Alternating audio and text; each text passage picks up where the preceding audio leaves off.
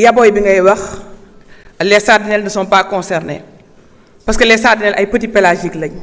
alors que licences yi ñu joxe c'est des licences de pêche démersale côtière c'est-à-dire jën yi nga xam ne ci fond bi la ñuy dund. Maintenant question bi mooy est-ce que ministre de la pêche am na sañ-sañu joxe licence bu amee sañ-sañu joxe licence est-ce que joxe na ko ci conditions yi nga xam ne loi ak règlement noonu la ko permettre. Quatrième chose aussi mooy est-ce que teg nañ ko ci xam-xam. Cinquième bi mooy est-ce que pour njëriñu askan wi la est-ce que pour njëriñu Sénégal la. Donc pour répondre à ces questions-là ma xamal leen ne le code de la pêche aussi bien que le décret portant attribution du ministre en charge de la pêche moo ko jox sañ-sañ boobu pour mu joxe ay licence ma misaal rek ci samay prédécesseur am na ci koo xam ne ci juróomi at joxe na juróom fukki licence ak benn am na koo xam ne ci juróom benn weer joxe na ci juróom-ñetti weer joxe na ci juróom benn licence mu am koo xam ne ci ñetti at joxe na 36 licences man ministre de la pêche depuis 2024 donc def naa fi 2 ans ba dugg 3e année bi à ce jour-là 2 licences laa signé gum te licence yooyu ci ton bi la donc 4 licences lañ joxe woon mais yeneen 2 yi remplir ñu formalité ba léegi donc 2 ñoo remplir formalité muy Escasa muy Grand Bleu tey jii à ce jour boo demoon vérifier système de licence bi dañ naan la ñaari licence moo fi nekk yoo xam ne docteur Fatou Diouf moo ko signé en tant que ministre. te loolu bi ma koy def dama bëgg aussi parce que dañu am ay principe loo xam ne dafa jiitu sax suñu dugg ci gouvernement bi dañu gëm ne dañu war a yaxanal ressources yi te pêche dafa am particularité ndax jën du comme ni nga xam da ngay jël rek bay dafa nekk loo xam ne da nga war a am système boo xam ne noonu nga koy gérer loolu moom moo tax bi ma ñëwee ma tey te même sànq mi ngi wax yabooy bi mais am na sax armement yoo xam ne bi ma nee salaamaaleykum ñëw ñoom ñoo njëkk a ñëw ne ma jox ñu licence parce que fayoon nañ depuis 2000 à l'an 2000 donc du 2020 fayoon nañ depuis 2020 suñu redevance donc yow da ñoo war a jox licence doo ba léegi ñaari at a ngi ni ñuy dàqanteeg ma bañ ba dañoo dem sax ba wut avocat pour mu ñëw ci man pour ma jox leen licence te ba tey nee naa leen duma leen ko jox. biñ jógee ci loolu ñu dem nag conseil interministériel bi ñu tërinoon au mois de mai 2025 conseil des ministres plutôt ci conseil des ministres boobu ñu jox ñu ay directives benn bi mooy fexe leen assurer sécurité alimentaire souveraineté alimentaire te bu ñu wax sécurité alimentaire ci biir dëkk bi lañ ko waxee waxuñu li ngay jël di ko génne ji ci biti boonu moom mooy benn aspect. Deuxième bi aussi ñu ne fexe leen ngeen auditer le pavillon c'est-à-dire navires yi fi nekk est-ce que navires yoo xam ne véritablement c'est des navires sénégalais ñu waxaat ñu aussi modifier leen le code de la pêche liggéey nañ ci ñun on a promis normalement fin du mois bi texte bi war na pare audit du pavillon bi commencé nañ ko depuis octobre 2025 tey jii jot nañ les rapports préliminaires nga xam ne léegi li ciy topp mooy beneen rapport d'étape bi ensuite le rapport final. Maintenant troisième question bi mooy lan mooy la sécurité alimentaire bi ñu ko waxee li ma njëkk a def ak samay service mooy xoolal leen ma est-ce que Sénégal li muy produire ci jën yépp est-ce que ci dëkk bi lay des wala dafa am loo xam ne day dem ci biti déjà rek liñ ci misaal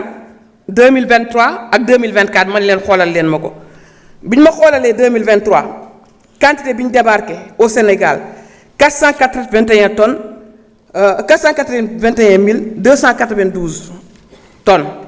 donc 481 292 tonnes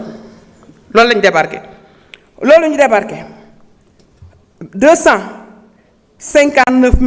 805,4 tonnes dañ ko exporté yóbbu ko ci biti ça veut dire que 53,90% yi nga xam ne Sénégal produire nañ ko dañ ko jël yóbbu ko ci biti léegi ñu xoolalaat ma 2024 ñu ne ma 448 000 tonnes 756 la ñu produire yooyu bi ñu ko produire aussi 230 000 tonnes 0,72,49 ça veut dire 51%. Donc en moyenne 52% dañ koy jël di ko yóbbu di ko exporter di ko jaay ci biti te ñu koy jaay ci biti pour le moment mënaluma leen dara parce que dañu am statut entreprise franche d'exportation. C'est-à-dire que il y a une loi qui leur permet, qui les même leur impose d'exporter minimum 80% de leurs produits. 80% de leurs produits, vous imaginez. Donc ça veut dire que jën yi am na fi mais jën yi dañ koy génne di ko yóbbu di ko jaay ci biti. C'est ça la vérité. te il y a une loi qui les protège et man nag dans ce cadre-là je dis que loo xam ne dafa concerner pêche ñun waruñu bàyyi beneen loi di ko réguler moo tax dans le cadre de la révision du code de la pêche dama leen nañ xool comme ni ko commerce di defee ñu koy defee si yeneen produits ñu mën di réguler jën bi nu muy génnee quand il y a le besoin au niveau du marché ñu mën ko téye bu fekkente ne marché bi am na abondance ñu mën di génn sans que ñu yàqal leen seen statut bi donc loolu ci laa nekk di liggéey mais loolu du loo xam ne tey lay sotti parce que ku ko nekk xam na procédure législative fi muy jaar ba keroog muy egg donc en attendant il me faut trouver une formule la formule c'est quoi demander d'abord CROD la recherche c'est ce que le code de la pêche dit il faut demander à la recherche de faire la situation l'évaluation des stocks de tous les stocks yamuma rek ci démersale côtière dama dem ci démersale profonde dem ci petit pélagique yi bu dee les grands pélagiques les thons loolu dafa am ko koy gérer mooy commission internationale pour la conservation des thoniers de l'Atlantique donc ñoom bi ñu demee ba xoolal ma ñu ne ma daal boo dee xool démersale côtière moo fi am environ 3000 tonnes yoo xam ne disponible na oh monsieur le premier ministre. madame le ministre xam nga océan bi amul fu mu jeexee donc soo buggee topp wax ji yooyu du ah di nga am beneen kii ci cadre kii bi parce qu'il reste 20 minutes il y a 2 ministres qui doivent passer ah. je vous donne 1 minute parce qu'il y a 2 ministres qui doivent passer après vous. waaw d'accord sur le dialogue ak. waa kay ñoom bi ñu ma ko xoolalee ñu ne ma loolu am na ma gis ne espèce boobu jën yu baax yépp ci la nekk c'est-à-dire comme ni ñu koy waxee mooy coof mooy dorade mooy presque jën yu baax yépp ci lañ nekk te jën yooyu la majorité dañ koy jël di ko exporter léegi ma ne léegi xaaral ma bind armement yi fi nekk yépp ñetti armement ku nekk moo bind la doo ñi nga xam ne actuellement ñu ngi pêcher foofu ne leen léegi dama am projet boo xam ne dama bëgg a liggéey ak yéen ngir li ngeen di napp ngeen koy bàyyi ci dëkk bi su ko defee ma mën di approvisionner le marché national bind naa leen novembre 2025 bi ma leen bindee kenn moo ma répondre dès décembre ma toog 6 mois mu mat kenn répondre ma donc kenn moo ma répondre ci ñoom entre temps CROD li ma jox ma évaluer ko xam ne lii mën naa cee joxe 5 licences mais joxewuma 5 yi 4 laa joxe pour le moment et bi ma ko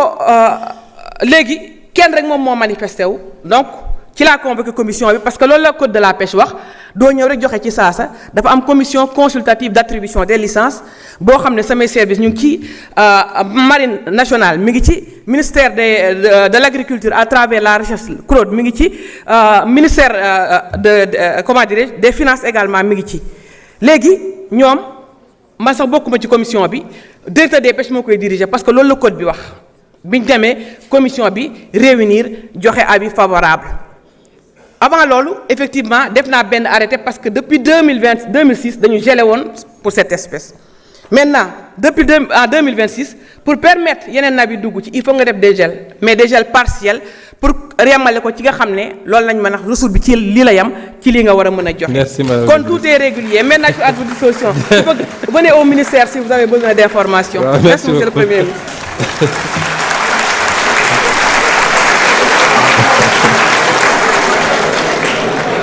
Monsieur le ministre de l'Agriculture territoriale pour 2 minutes.